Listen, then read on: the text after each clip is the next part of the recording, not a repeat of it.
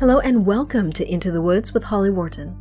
This podcast is all about our journey into the woods of ourselves, getting to know who we are, where we are, and where we're going in life, so that we can create the life that we want to live. It's about deepening your connection with yourself, taking inspired action, and really trusting yourself and your intuition. It's also about mindset. Our beliefs are such an important part of this journey, and there are so many ways for us to change our mindset so that we can more easily live a life of expansive joy. This podcast is also about going literally into the woods and spending time in nature, and how that can help us on our own personal journey of self-knowledge. Thank you so much for joining us today. Now let's get into this week's episode. Hello, adventurers, and welcome to the Into the Woods podcast, episode 391. This is your host, Holly Wharton, and I'm back with another guest for the first time this year. Today, I'm speaking with Susan Jagannath. I first discovered her early last year when I read her book on the Camino Inglés. Because remember, before COVID hit, I was planning to walk the Camino Portugués and the Camino Inglés last year. That didn't happen. There are very few books on the Camino Inglés, and Susan's was one of them. I really enjoyed it, and reading her book kind of cemented the idea in my mind of walking that trail later last year, which of course didn't happen. So once lockdown hit the UK, I ended up participating in a book promotion with other outdoors walking authors, and Susan was one of them. It was actually really funny because I downloaded her book on the Valley of Flowers and kind of didn't realize that she was the same author that I had already read this other book, so it was a really nice coincidence. So the Valley of Flowers is this really magical place above the clouds in the Himalayas, and it's totally unlike any adventure I've ever had or any of the walks I've ever done, and so I really wanted to get her on the show to tell her story. This is totally doable adventure. Of course, you've got to plan for it, you've got to prepare for it, you've got to plan in advance so that you can prevent altitude sickness, which can really mess up your trip. So in this episode, we're going to talk about what is the Valley of Flowers, why you might want to go there, what's a typical day on the trail, because it's this very kind of protected place where you've got to kind of have a base camp and then kind of go up in the day and then come back down in the afternoon. So you can make several trips to the Valley of Flowers from your base camp, but you've got to get up and down in a day. You can't camp there. You can't stay overnight there. So you've got to really know how to plan this. And that's one of the things that we're going to talk about. And we also talk about how to plan to prevent altitude sickness, because that can really kind of bring an end to things. And it can be fatal if it's bad enough. So hope you enjoyed today's episode. I really enjoyed it. This is just such a beautiful adventure. And I will link in the show notes to Susan's books, so that you can learn more about the Valley of Flowers and read about her adventure. So, without further ado, here is our conversation. Hello, Susan. Hi, Holly. I'm so looking forward to speaking with you today about the Valley of Flowers.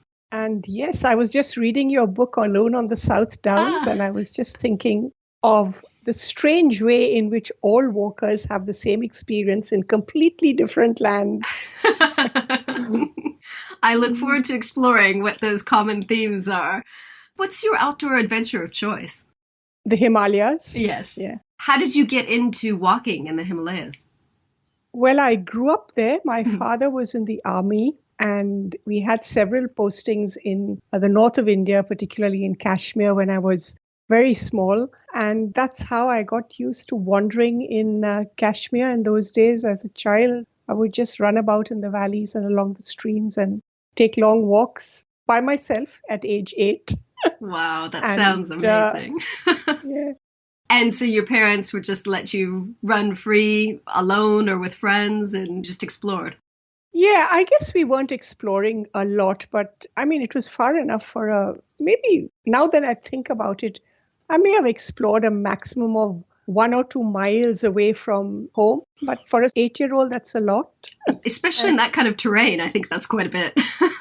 No, at that time, it was absolutely beautiful and there was no trouble. And we were in Kashmir as a valley. Oh. So we weren't really in the high Himalayas. We were in a valley. It's really like paradise. It's no traffic, nothing. Oh, it sounds amazing. So how did you first find out about the Valley of Flowers? Was that something that you were aware of when you were growing up in the Himalayas, or did you find out about that as an adult? I found out about that as an adult because the Valley of Flowers is a fairly recent walk, an area of the Himalayas, which is a heavy pilgrimage route. So the Valley of Flowers was actually discovered by a British mountaineer called Frank Smith, a very English name in a Himalayan valley. But yeah, so he found it in the 1930s, I think. He kind of stumbled into this valley from a snowstorm and just was amazed at this beautiful valley up there coming out of the harsh glaciers and blizzards. Then it became but it's difficult to get to. You have to walk there. So for many years, it was only for people who were really dedicated trekkers. And I think in about 30 years ago, it opened up again, like they built a track there because there's a Gurudwara nearby, a Sikh temple. So it opened up about 30 years ago, and it was a new track. And we wanted to go there, but by that time I was in Bangalore, and it's part of the IT takeover of the world. So, Bangalore's IT takeover of the world. We were a group of friends. We just never had time. Also, you have kids. They're small. They go to school. You're building your career. We never did it. So this was kind of a dream simmering at the back of my mind for many years. And kind of just happened last year. All of us were in a stage where I had stopped working. A few of my other friends had changed careers, and they just said, we are at an age, we're going to get too old if we leave it. And we are also in the position where we can go. We don't have to answer to anyone, because I think when you're a woman, that age comes, it comes quite suddenly on you, that suddenly you don't have any family responsibilities. And that's how we went. And really, I think we went with 1 month's planning. It was ridiculous. Wow. But we are very good planners. One of my friends in India, they were in India and they were very good planners. And yeah, it was one of those decisions which we just made. They just called me and said, shall we go? And I said, absolutely yes. And bought my ticket and flew out. I think 2 weeks. I just bought my ticket a week before I left. And we had done the planning before that for 2 or 3 weeks. So literally, I was shopping almost till I went to the airport. Wow. Because we did need wet weather gear because it's the monsoon. Yeah. Now, you live in Australia, correct? That's right. Yeah. So did you do any training in that month between deciding to go and actually going? Did you do any kind of physical preparation? Well, Holly, as you know, I walk every day. Walking is part of that's the only thing I do because I am really, really lazy. I won't do gym and I won't do exercise and yoga and Pilates and none of that. The only thing I like to do is I like to walk, and I like to walk in the forest and in nature. So we were at that time still walking 5 to 10 kilometers every day and sometimes 15 kilometers at the weekend, just for fun, as it were. So, but in this last 2 weeks before we went to the Valley of Flowers, we did those walks, but we brought them down to 5 kilometers because we had so much else to do. But there's a hill behind my house and with a set of stairs, which we started calling the stairs of death. And, and I ran up and down those stairs 5 to 6 times a day. Wow. Right? So that was really, but Holly, nothing prepares you for the Himalayas, for the altitude. This is one thing that I want to talk to you about because I've never been in a place of such high altitude. All the walks that I've been doing in recent years have been in England, which is barely above sea level. I can't even imagine what it would be like to walk in such high altitude. So it's like being in heaven. Because you have so little oxygen.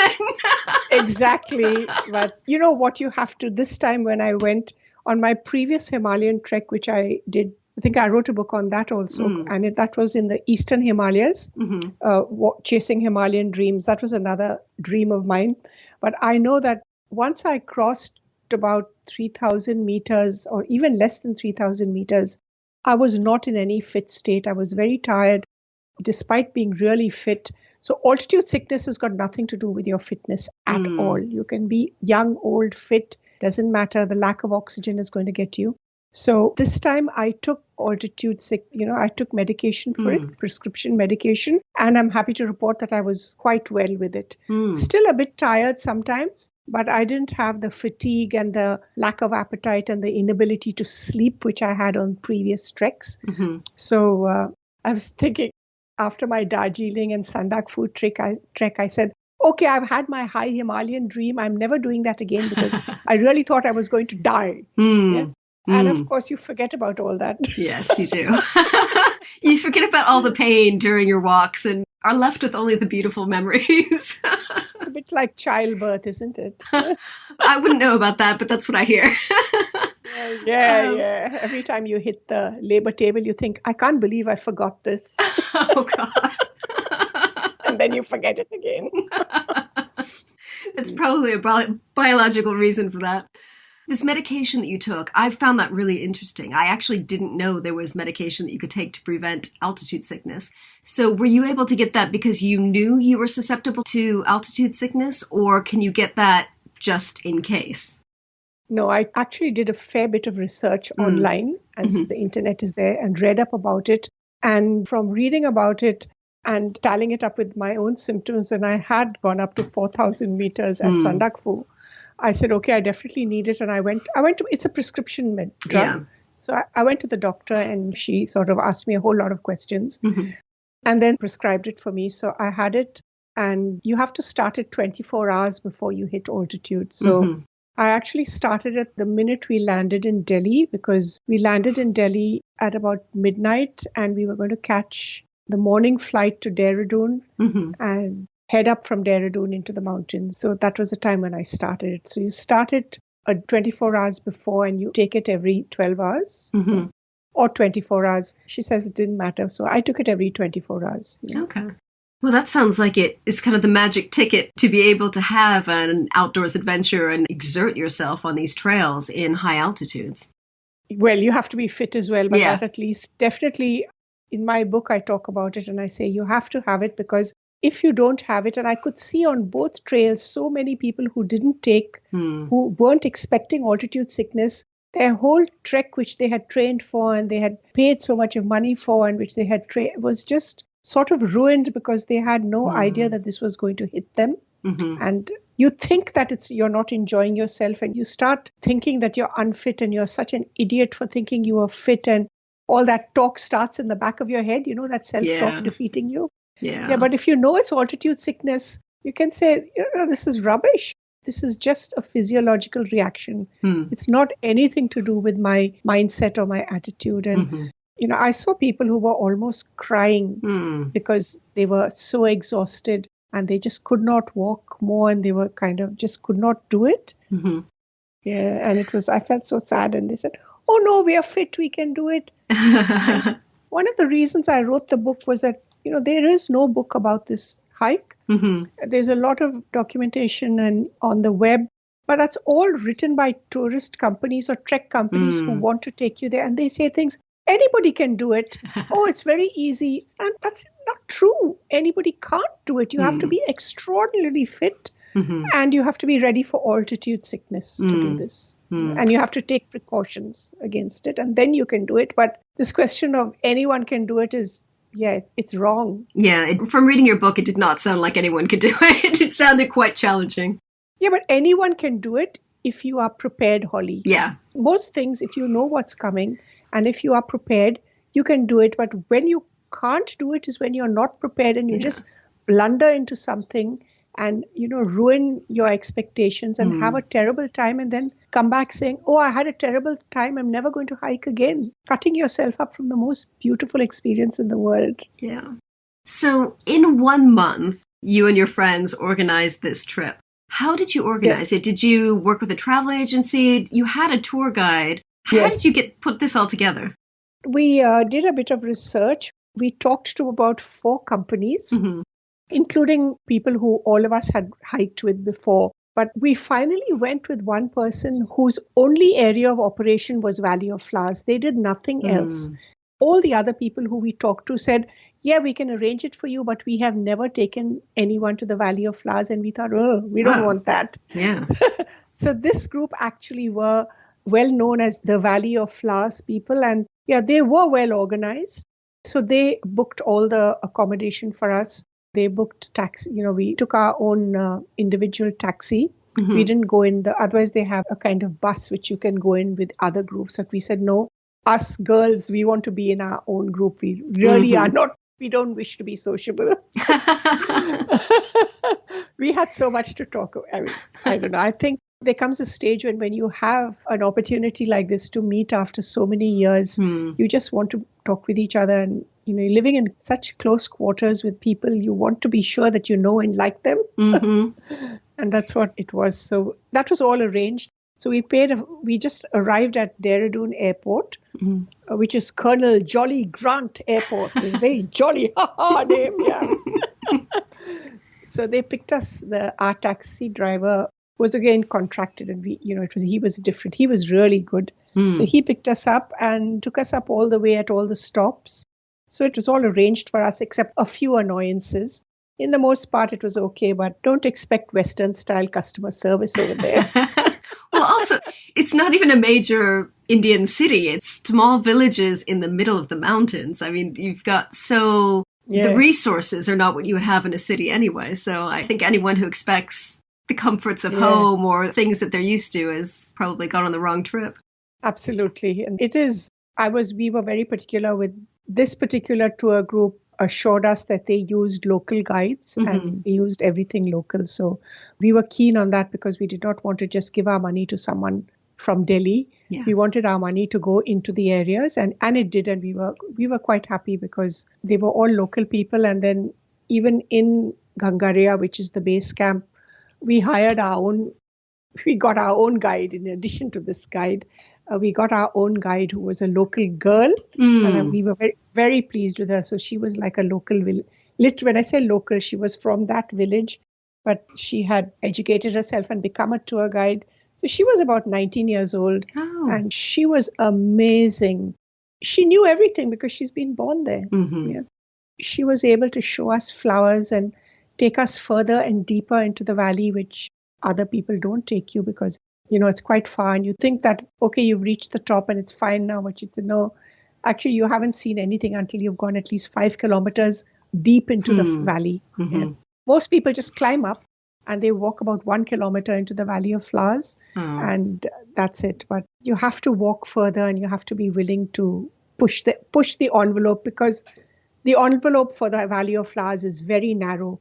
You have a day pass to get in. You have to get into the gate by 7 o'clock. If you start walking, then pretty fast, you're only going to get into, because it's a very steep climb, you're only going to reach the Valley of Flowers by about 10. Then you have to be out of the gate by 5. So it means you have to leave the Valley of Flowers by 2 or 3 o'clock maximum.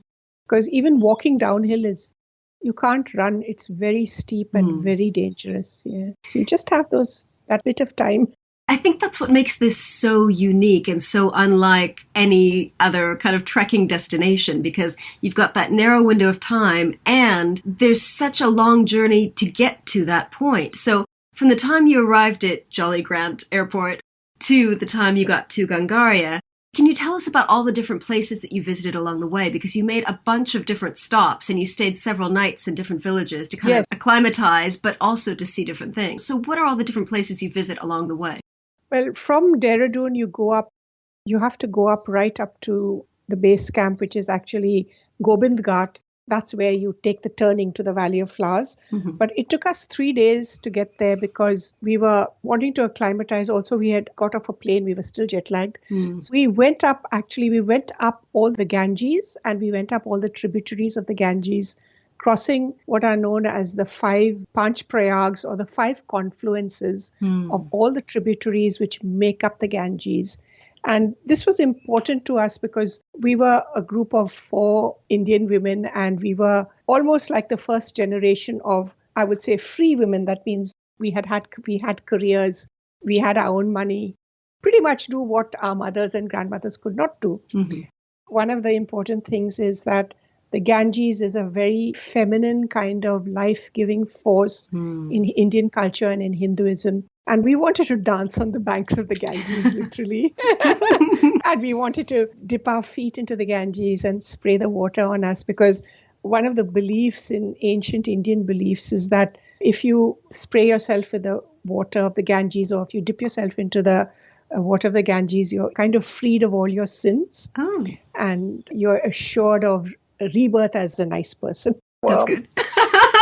Not that any of us were fanatics about that, but I think anyone who's lived in India culturally can't get away from the fact that the Himalayas and the Ganges are kind of core to your culture and core to almost every belief. So we went through the first stop, which we did literally was at a place called Kirti Nagar, it's just a stop. It's a smallish stop. But before that, we stopped at the place where the two rivers, the Bhagirathi and the Alaknanda, meet and actually become the Ganges. So that's an amazing spot where I also met a cow on a swing bridge. Yeah. So I was reading about your encounter with the herd of cattle in the field. I was thinking, oh my God, I am so scared. I said, I'm not going on that South Downs way. Forget it. There's a lot of cows. Yeah, there were so many cows. I mean, this cow was lumbering over this suspension bridge. Can you imagine? At Dev Prayag, where the rivers become the Ganges, and literally at this spot, the Alaknanda at this time was quite brown and violent and churning, and the Bhagirathi was this cool blue, literally blue. When I say blue, it was blue, and the two join. And because it was monsoon, the Ganges then becomes brown. But when we had gone there in the winter some years ago, when we went on another trip, the Bhagirathi was blue and the Alaknanda was green, and they both become the Ganges, and the Ganges is turquoise until it leaves the mountains. It's amazing.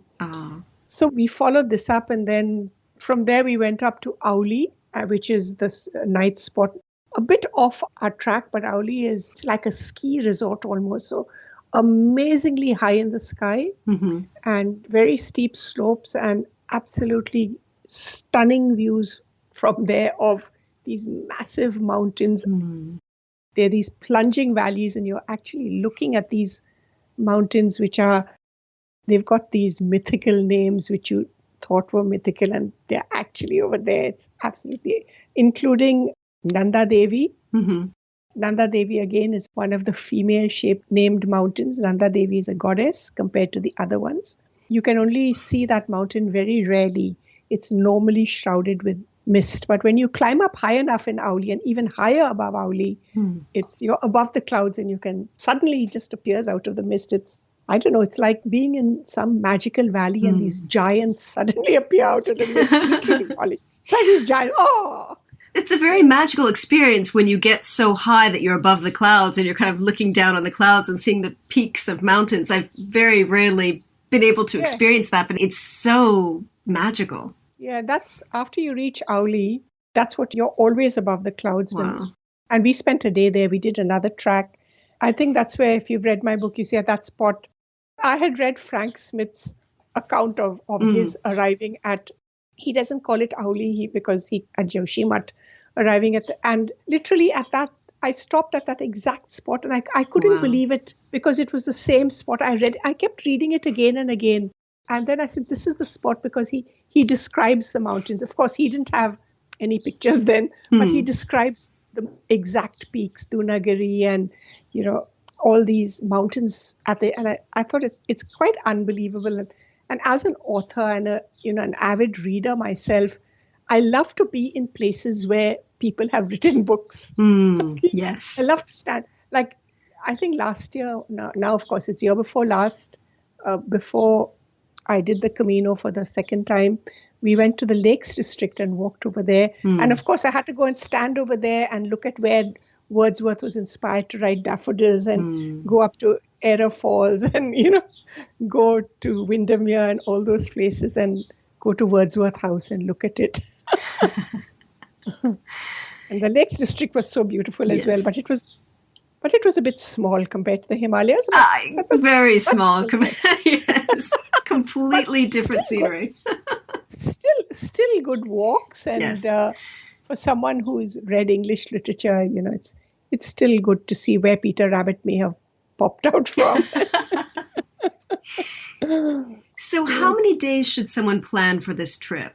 All the way up to the Valley of Flowers and then back, and you made several visits to the actual valley. How many days should people think about planning? We took 10 days, but I would say that you should take 2 weeks because you're going all the way there, and don't do what other people do. Indian tourists who just come and do it. They just rush up and down, and they say it takes you a full day's walking from Gobind Ghat to Gangaria. And if you want to do the Valley of Flowers or go on further to the Sikh temple, you should actually rest, because one of the things with altitude is acclimatize. So you should take a complete day's rest at Gangaria and go up before you ascend. And we went up twice to the Valley of Flowers, and then we went up to Hemkund Sahib, which is even higher, which is the Sikh temple where there's a little ice glacial lake or a tarn at the edge, and at the edge of it you have the temple. So that's also a significant climb, and all these climbs they're vertical. That's what it sounds like from your book. They are almost vertical, and you can't just stroll up. You have to watch every step. And when you have to watch every step, it gets exhausting. Yeah. So definitely take, like we took how many days? We took 3 days to get up, because we went to Kirtinagar, and then we went to Auli, and at Auli we stopped for a day, and then we started climbing. So that took us 3 days to get there. And then from Gobind Ghat 1 day and 5 days, and takes another day to come down. So I would really 10 days minimum to enjoy it. And because we spent a lot of time at Gangaria, but at Gangaria you have to go up and down all the time. So we spent about 5 full days in Gangaria. I think to really enjoy it, you need 10 days, because then you come down and you rest and recover for altitude, and then go again the next day. Because one of the best things for altitude is to not rush around like a mad fit person and think that you've got to keep going. No. I know one of our Himalayan guides told us the way the Himalayan people manage the walks is they walk slowly with small steps. And that's how you go far and high. So slowly, steadily, literally with small steps. And I think if you really enjoy the Valley of Flowers, I would have liked more time in Gangaria just to recuperate. Gangaria itself is not a very exciting place. It can get crowded and a bit, but you can, on the days when you're in Gangaria, you can wander off into the valleys at the side. It's very beautiful, and see really wonderful things. And one of the things about the Himalayas in India is it's very safe in the countryside there. You don't have to worry as a woman or as women. You don't have to worry about anything. That was one of my questions. Is it safe for women who want to maybe travel there on their own? I would say it's safe to travel on your own, but you can't travel on your own. You have to take a guide. Yeah, but it is totally safe. There were lots of women on their own over there, but I don't know if you've read. I don't believe in doing things on your own. If you can afford a flight to Dehradun, or if you can afford a flight from India to Dehradun, I think you should bite the bullet and pay for the porter, pay for the guide, and support the local economy. Yeah. And I think another thing that's really important that you do mention in your book is don't haggle or try to bargain the person down on the prices, because this is their only way of living. This is the only thing they can do. They have a very limited season to work, and just pay them. Just pay them, and it's the rates are not ridiculous. They are not obscene. If if you look at them, then they're not that bad really. And and you can even take a helicopter and go in. Yes, I saw that. Yeah. It was amazing. But I took one look at one of my friends had hurt her leg, so she was determined to take the helicopter down. So I said, "Oh, okay, I'll come with you just for fun." I sort of fancied seeing it from above. I thought it'd be nice for my book to see it from above. But I went and took one look at that steep valley and the way the helicopter was turning, and I looked at the security, and I thought, and which was nothing, and I thought, no, I'm not going in this. This is such a flight hazard because, after all, I'm a military wife. Yeah. My husband was in the Air Force, and I looked at it and I thought, there's no way I'm going in that helicopter, and the way they're doing it, and so I left. We went very early, so Vibha went and stood in the queue, and I just continued on down. And later on, my husband and my friends, they crossed me and they said, "What are you doing here?" And I said, "No, I decided not to go in the plane, in the helicopter." They can be dangerous. Yeah, a couple of days later, there was an accident. Oh, yeah. But yes, so maybe I was a bit paranoid. What really made me paranoid was that there was a army unit next to the helipad. Mm-hmm. And guess what was standing next to the gate? I don't know. A fire. Fire truck.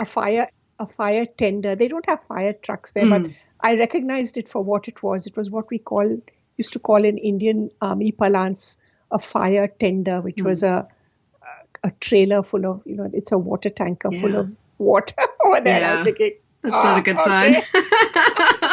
And it's sort of casually parked there, but I was thinking, I know why that's parked there, not to save the people on the helicopter. It's to make sure that the army unit doesn't burn down.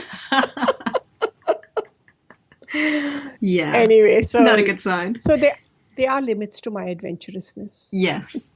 So Gangaria is kind of a base camp, and from there you go up to the Valley of Flowers. You can go up to the Sikh temple.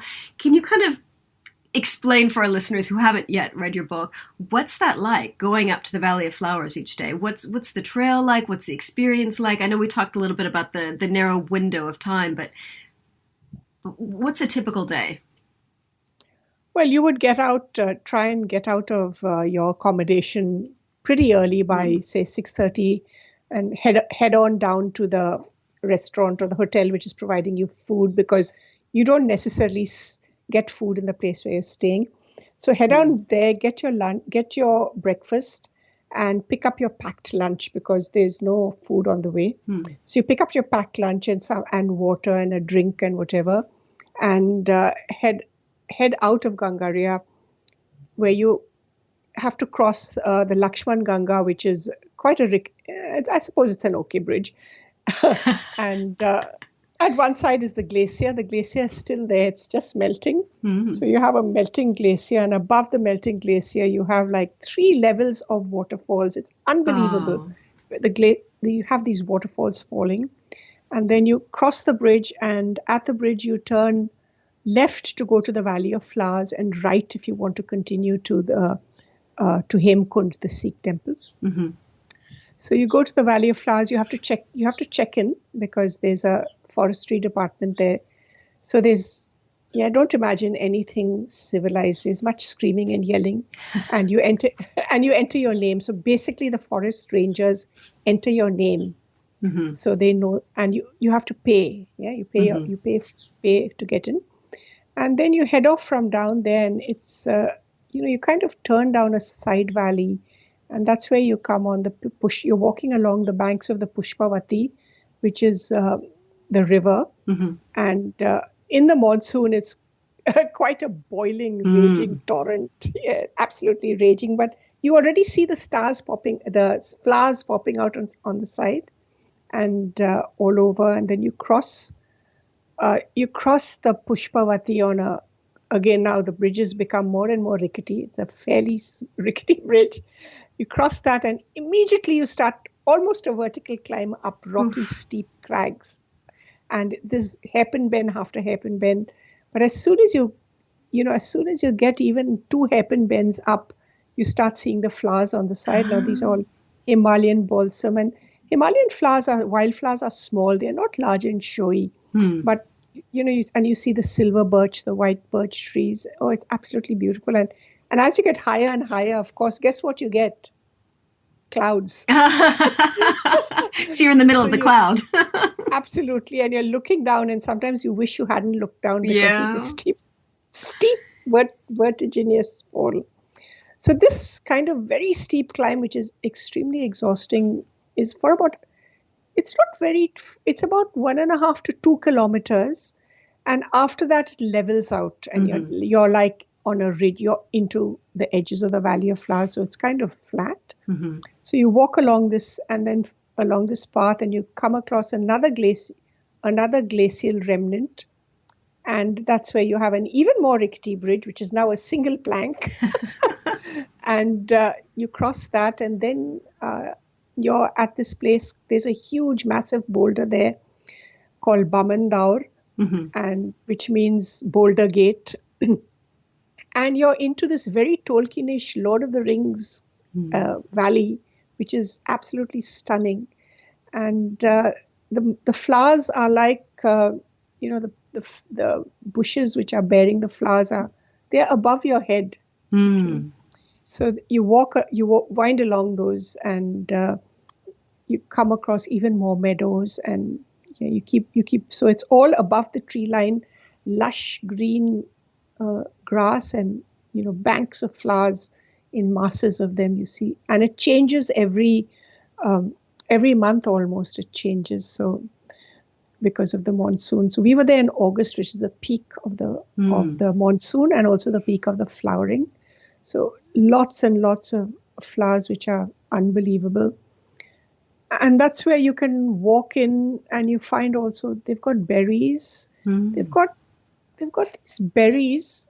I wonder, and you eat the berries, and it tastes like menthol. Oh. Have you had Vicks? Had you had Yes. Vicks? Yeah, it doesn't sound very tasty. Yeah.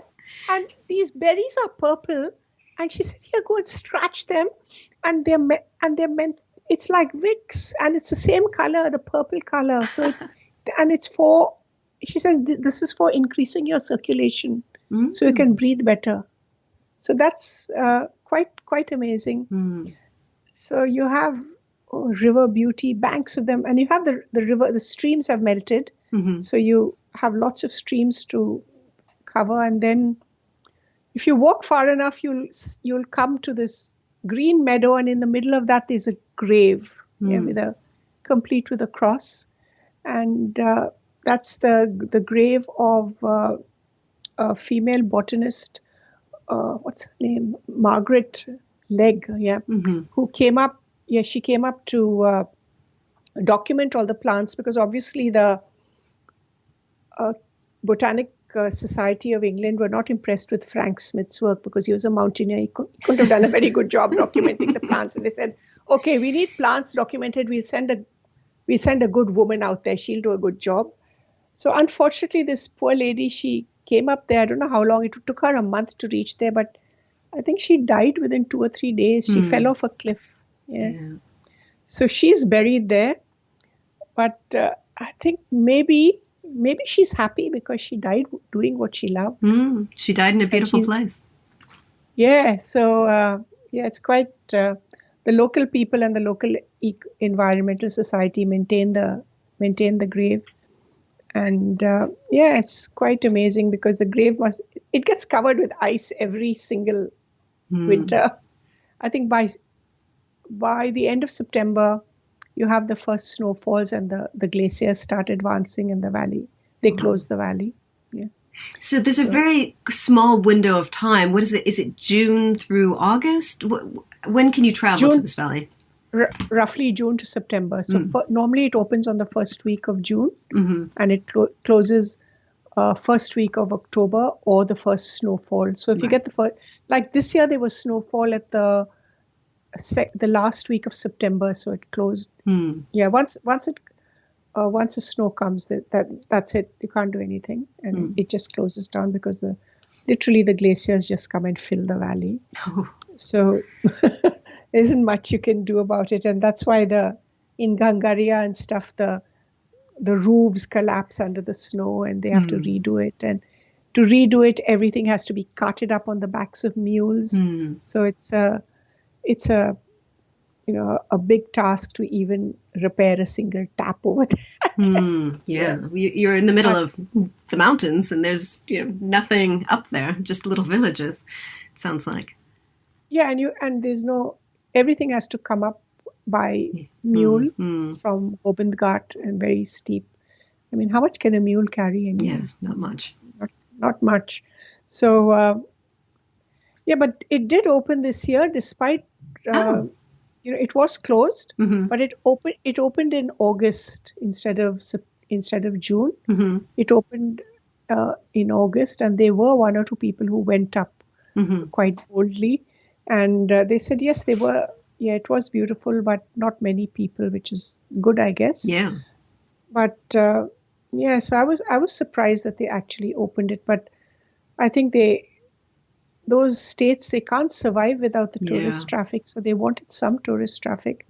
So people have been traveling there since October, since August, September. The odd person, lots of people in India have actually.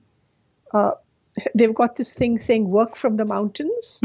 So it's almost like homestay because they've got internet. So so they go and they stay in these places and they're actually spending some time in the Himalayas. So nice. It's a way for people to both enjoy the Himalayas, get away from the plains, and for them to get some income, the people who are there to get some income. So I don't know, one of my friends who came with me, she went on another trek in the Himalayas just now, not just now, say in end of November or December. Oh, wow.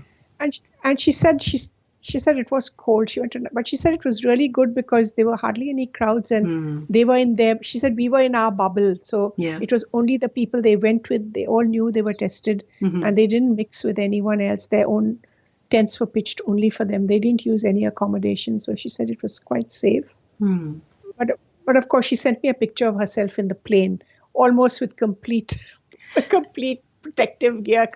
She had a mask and she had the screen and everything on the flight. But she said, I cannot bear it. I'm trapped over here for so long. I'm going up to the mountains.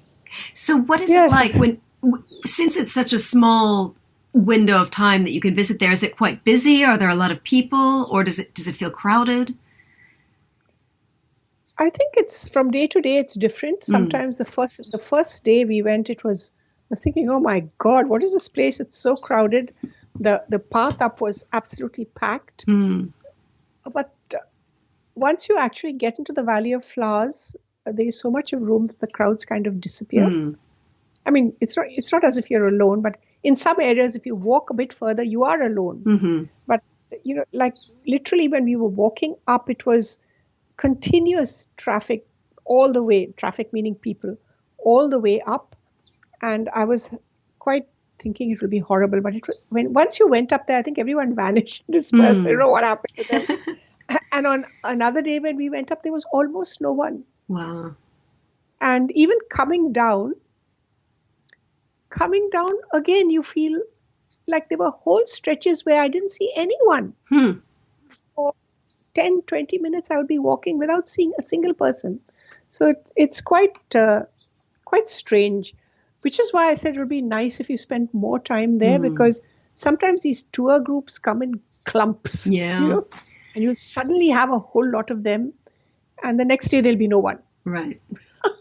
So it was, pretty good. But it is India, Holly. Can't really expect there to be no one. But despite that, there were entire stretches when I thought, I can't believe it. I'm at the top of the mountains. And I cannot see a single soul here. I could be alone in the world. Oh, I love that. So one thing you say in the book is that once you start going up the trails, you have to keep going or turn back. So is this just like a single file of people just moving, step, step, step? Is it just nonstop all the way up? Yes, it is. I suppose you could turn and go back, but then you wouldn't reach the Valley of Flowers. Right. But like literally, I think if you start from Gobind Ghat, which is the road head, from there you have to walk and you have to reach Gangaria because there is nowhere else to stay in between. So that I think that's what I meant. And from Gangaria, there's nowhere to stop. If you want to see the Valley of Flowers, you have to keep going. There's nowhere to stop and say, I'll stop and I'll break over here. Like if you're on the Camino, Right. you can say, okay, there's a village here. I'll go into the albergue there and spend the night, and next day I'll continue to walk. You can't do that. Yeah. You have to keep walking because there is nowhere to stop. I mean, you could turn. The only thing you could do is turn and go back. That's the only choice. You have to keep. It's not so crowded. It's not as if it's crowded that you can't move. But there's nowhere to stop. There's just a steep mountain, and you're not allowed to stay in the national park. Right. Even if you try to say, okay, I'm too tired and I'll hide under a boulder and stay over there. You're not allowed to do that. I don't know if some forest ranger will come and drag you out, but it's illegal. You're not allowed to do it. And also I noticed in your book that as you're coming down the mountain and you pass by the kind of entrance gate, you have to give your name. So they're kind of checking you off to make sure that you came out. Yeah. Yes, absolutely. Yeah. So that I think that's mostly because I was talking to the guard and he said it's really for your own security because if you don't come out, we will try to send someone in to find out if you're safe. Yeah, that makes sense. Yes, because things can happen. And I could see you could very easily, if you're not careful, you could slip over one of those edges and go down. You have to be careful over there. Yeah. As Margaret Legg shows us. Yes. I don't know what she did, but she tumbled down a gorge and died. So very steep. Yeah. So what should someone expect to budget for a trip like this? I know that's kind of like asking how long is a piece of string, but what is the kind of range that you think it would cost someone to plan a trip like this? I'm trying to remember. The trouble is I keep converting from Indian money to Australian dollars. to Australian dollars. So we spent about, I think the cost of the guide cost was about 30,000 rupees per head. And how much would that be? 2,000. Go into that once. It's actually very cheap. It's about 1,000 to, I think $5,000 Australian dollars up and down. You could do it, including your airfare. Oh wow, that's excellent. Yeah, it's very cheap. Yeah, which is why I say don't haggle. Yeah, but I would say. Like I rewrote the book in June last year. I mean, immediately after publishing, I published again. I would think safely to double that because of COVID now. So you don't want to use any form of public transport. You definitely want your own cab. You don't want to stay in any shared accommodation. You don't want to stay in hostels. You want to only take individual rooms. All of that increases the cost. Right. Of course. And possibly you don't want to take porters because it's too close. You might, I wouldn't be sitting on the back of a porter and be carried up if you like you can. So that's out of the question. So you have to take more time. And if you're going to spend more time, you have to pay more for accommodation, which is why I'm saying could easily double that amount for today because it's just to take precautions. Yeah. And you would need to definitely always buy your water. Yeah. Drinking water. Right. Okay. You won't want to risk that. Yeah. Yeah. All right. Well, thank you for sharing with us about your adventures. Tell us a little bit about your books, because you've got your book about the Valley of Flowers, but you also have 2 other books about your walking and outdoors adventures. So tell us about those. So the other Himalayan book is called Chasing Himalayan Dreams. And this is another 5 or 6, it's a 6-day hike in the eastern Himalayas near Darjeeling and Sikkim, where you walk up to a point called Sandakphu, where you see this complete range of Kanchenjunga. And it's called the Sleeping Buddha. So the range of mountains, it looks like a man sleeping, huge. So it's absolutely perfect. You have the 5 peaks of Kanchenjunga, and you have the smaller peaks, and way out to the west, you can actually see Everest. So you can actually see 4 of the highest mountains of the world from that point. But it's one of those walks which is absolutely stunning. At every point you see these mountains around you, and you go up through pine forests, and banks of rhododendron depending on your season.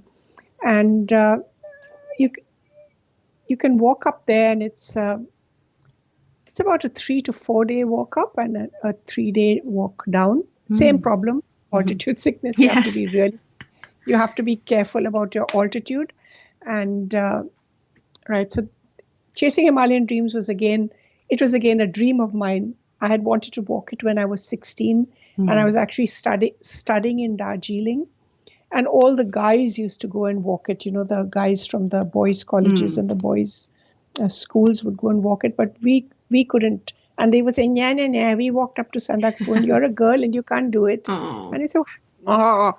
But of course, it's not that we couldn't do it; we weren't allowed to do it. So you weren't allowed to head off on your own and do it. So that was one of the dreams which I thought suddenly, okay, it was a forgotten dream. Then you forget about it. And this time I said, okay, that's somewhere where I want to do. I want to go. I've always wanted to walk this trail. And it's the trail is all along the border. Literally, the trail is the border between Nepal and India. So you walk along this trail and you stay at, you can either camp if your tour guide provides it, or because we went in winter, we stayed in tea houses all the way, and it was very comfortable. Not luxurious, but yeah, it's comfortable. Tea houses, yeah, it's luxury in the Himalayas. Yes. and again, one of these things is that we've noticed all the tea houses were all run by women, because in that entire area there's no work, so all the men go down to the plains. So it's all most of the women running things there, which is very good for us. But it's also a reason why I say support the economy, because this is one of the, when you think of a Himalayan farmer, the actual Himalayan farmer is a 50-year-old woman. Wow. looking after a brood of grandchildren and children whose parents are down working in the plains, sending money home. Yeah. So that was a Himalaya, the Sandakphu Trail, called Chasing Himalayan Dreams. Again, a very personal journey. Lots of stuff about what I thought then and what I thought now, but yeah, not too. And again, the same thing. Hit the altitude and you think, okay, now I'm facing myself. I'm not that fit. I'm not that wonderful because I can't. I'm so tired. What's the matter with me? You have Lessons learned. Yeah, I think in the Himalayas, the biggest lesson you learn is how small you are. Wow. Yeah. And you've had some very different adventures on the Camino, haven't you? Yeah, the opposite. That was another place. I think it's opposite. The Camino was never an idea. I didn't even know about it. And quite frankly, I don't know how I heard about it. I might have heard a friend talking about it in Australia. And then suddenly I kept only seeing Camino. Camino, I saw the way. And then I kept seeing books about the Camino. And I read this Paulo Coelho's book. And it sort of started hitting all over. And I just said, oh, that sounds like a good thing to do. And also I was at the stage where I thought, okay, I need to get fit. I'm getting too fat. I'm putting on weight. What shall I do? So I only like to walk and I need to have a goal. So I had this to get fit for it. So I started walking as a fitness goal. And then I said, okay, I'm so bored of all the places I walk. I need to go and just walk 100 kilometers in Spain where I've never walked before. So we went there, and the plan was to do the Camino Frances, which is like a 6-week walk. But at that time I was still working. It was not, we had planned this, and then I became a bit leery of it because we had a lot of work at that time. We wanted to do it in September, October. There was suddenly a lot of work. There was no way I could really ask for leave and expect to keep my job. So, so again, just looking at things, and I just found this Camino Inglés, a shorter Camino. Again, I didn't find any books about it at that time. And just looking at the internet and some stuff, and we went and did it. And that's how we did that walk. And again, I found that the book which I had read was wrong. It was too old. They had changed the route. And so I came back and wrote. That was my first book, which I wrote. So I was.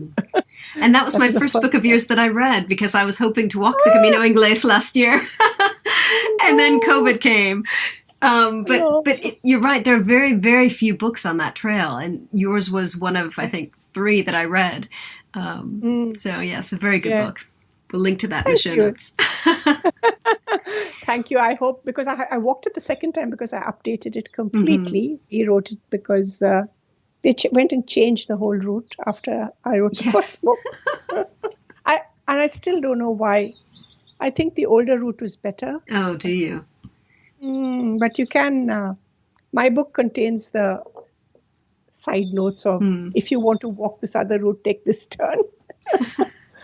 So you can do that, but it's a doable thing. You can do it. It just takes you 6 days. Yeah. For Australia, it took us 2 weeks. That's it, up and down. Up and down. We went to the UK because we have family there. Right. And it was really. Yeah, I'm really grateful to the Camino Inglés and to walking and to believing in walking, because it kind of launched me on a whole different career as an author and writing books. And I've always been a writer, but when you're writing technical manuals for geeks, you don't tend to think of yourself as a real author. And that imposter syndrome which haunts us. Yeah. Well, it's a very different type of writing. Yes, it is. I think I've been able to take the systems from that and the focus from that and apply it to this. And I'm really happy because I used to enjoy technical writing. Believe it or not, I'm a complete geek. I love learning new technology. But I discovered I also love learning new places, new routes, new things to do, and applying all the systems which I learned from there to this to get the books out fast. Yeah, I can't stuff around with the book. Get it out fast and be done with it. So what's your next adventure once COVID lifts and we can travel more freely? Oh gosh, Holly. Yeah, last year I had these huge plans last year for. I was going to do the Trans-Siberian train, not walking, and then from Moscow, head down and get onto the European system, and then head down to Spain and do the Camino Frances and the Portuguese, do all that. And then I was going to come back to India, and with my same group of friends, we were going to do Mount Kailash. So I think 2 of those I can no longer do because of the state of affairs between India and China. You can't do Kailash anymore. It's really, so you can't do Kailash. And I don't think I would want to do the Trans-Siberian with the state of now the train either. So that leaves me to go back to the Camino. Sounds like a plan. Sounds like a plan, yeah. But because we come from Australia, I thought it's not worth going for just one walk. You might as well do a couple. So possibly I might start with the Portuguese and then do the Frances. Or I might. One of the reasons why I decided to do the Portuguese was that I heard a talk by John Brearley. John Brearley is like the god of Camino books. Yes.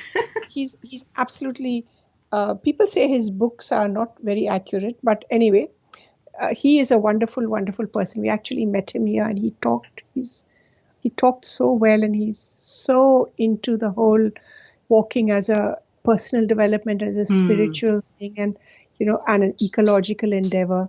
So one of the things he said was, don't walk the Frances because you're destroying the environment. It's no longer a pilgrimage. People are walking it as a trophy, as it were. So he said, go and walk other Caminos. He said there are hundreds of other Caminos, all marked, all beautiful.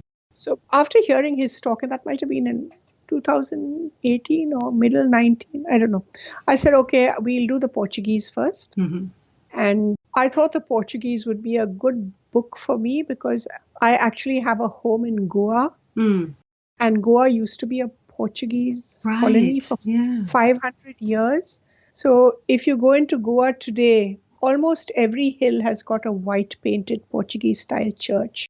And you go into them and you could be back on the Camino. Literally, the church. They're not boring old English Anglican churches without color. They are just full of color inside. So I thought it might be an interesting book to do and a bit of research. So I thought I'd do the Portuguese and link it up somehow to Goa. And because what I'm actually working on with another friend of mine who's kind of done this, but she's now marooned in England and she can't come back, to do a walk from the north of Goa down to the south of Goa. And so I was thinking I could do a walk from the north of Goa and end up at the Bom Jesus, which is where the body of Francis Xavier is. Oh, okay. Another saint, like Santiago, one saint. So I thought, okay, I could plug into the saintly thing and do a Goa Camino. So I was planning on doing a bit of that invention and exploring and not just writing about a Camino, but inventing my own Camino. Ooh, that sounds like a good idea.